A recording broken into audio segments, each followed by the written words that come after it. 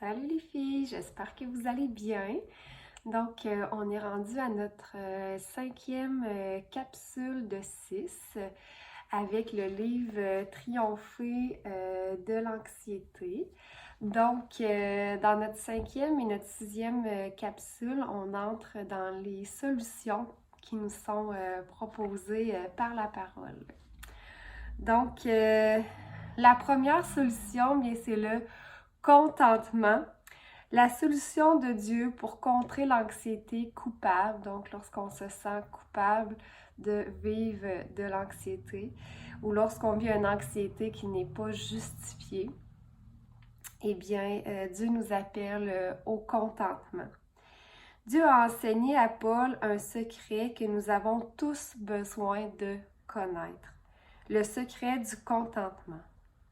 Le contentement, contrairement à l'indifférence, est la solution de Dieu pour contrer l'inquiétude et les craintes.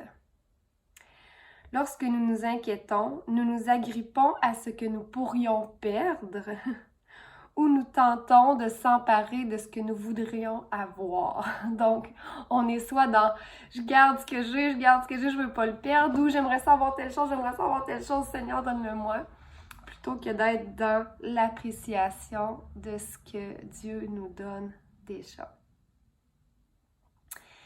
C'est important de ne pas tomber dans l'indifférence, c'est-à-dire j'accorde pas d'importance à ce que j'aimerais avoir, j'accorde pas d'importance à ce que j'ai, mais de vraiment être dans le contentement, donc la gratitude, que le contentement offre une stabilité fondamentale qui repose sur le fait de savoir que le tout-puissant Seigneur de l'univers est proche. Il entend nos cris et nous garde jour et nuit. Paul a appris le contentement en dépendant de son Seigneur. Il a dit « Je puis tout par celui qui me fortifie » en Philippiens 4,13. Paul savait que malgré ses circonstances changeantes, Dieu le protégeait avec constance, fidélité et amour.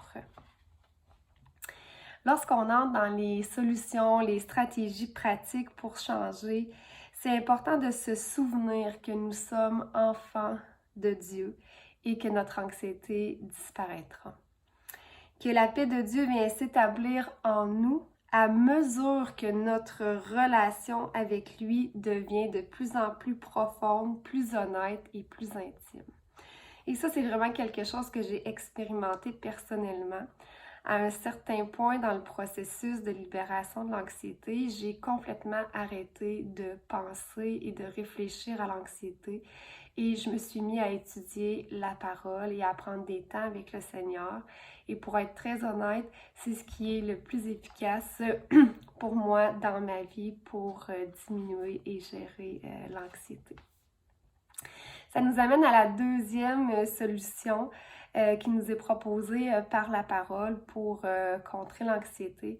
Faire connaître nos requêtes à Dieu. OK? Donc, Dieu est là pour nous entendre, même si on sait que c'est complètement illogique de s'en faire pour nos finances alors qu'on habite au Canada, dans un pays où, dans le pire des scénarios, on va être pris en charge par l'État.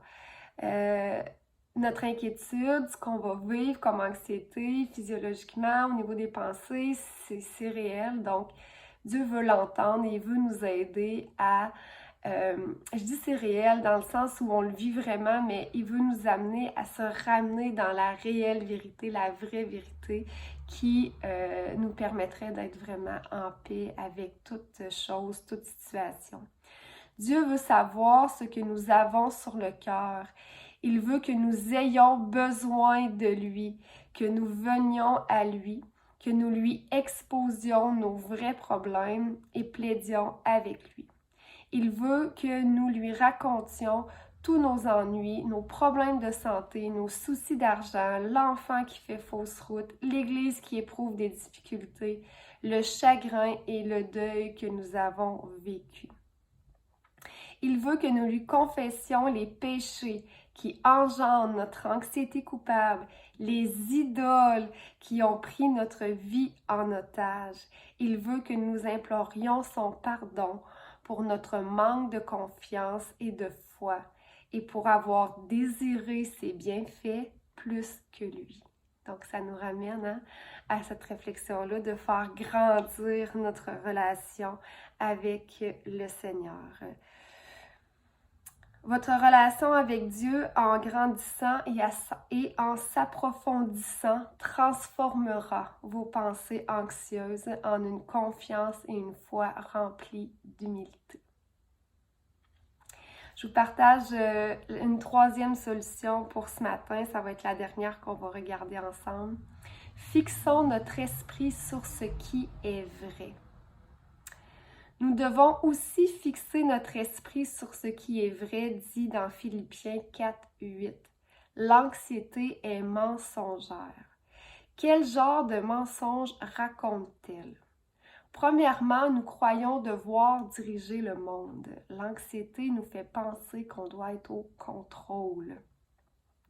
Deuxièmement, nous pensons que le monde dérape, alors que Dieu est au contrôle du monde. Et troisièmement, nous imaginons que nos inquiétudes nous permettent de gouverner, de prendre le contrôle. Cependant, il s'agit du monde de Dieu. C'est lui qui est aux commandes de ma vie comme de celle des autres. Et nos inquiétudes n'y changeront rien. Alors, quand nous sommes tentés de nous inquiéter, rejetons le mensonge qui consiste à croire que c'est à nous seuls qu'incombe la responsabilité de nous préserver du mal et d'en garder ceux que nous aimons, car cela revient à Dieu. Rejetez en particulier tous les mensonges qui contiennent le mot « plus ».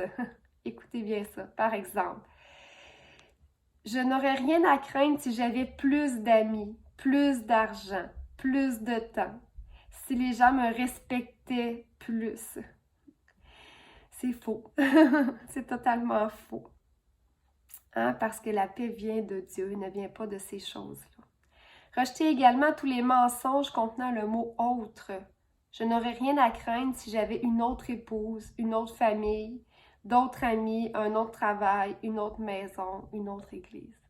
Alors ça, c'est faux parce que notre esprit humain est insatiable et on cherche toujours à avoir plus ou à avoir différent.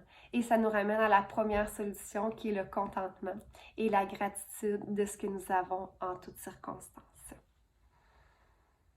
Demandez à Dieu qu'il vous aide à ancrer votre pensée sur ce qui est vrai, donc sur la parole, sur ses promesses. Alors, nous pourrons faire face à nos problèmes concrets de la bonne manière. Je vous souhaite une très bonne journée et à bientôt pour notre 6e et dernière capsule sur les 3 autres solutions pour contrer l'anxiété. Bonne journée, bye bye!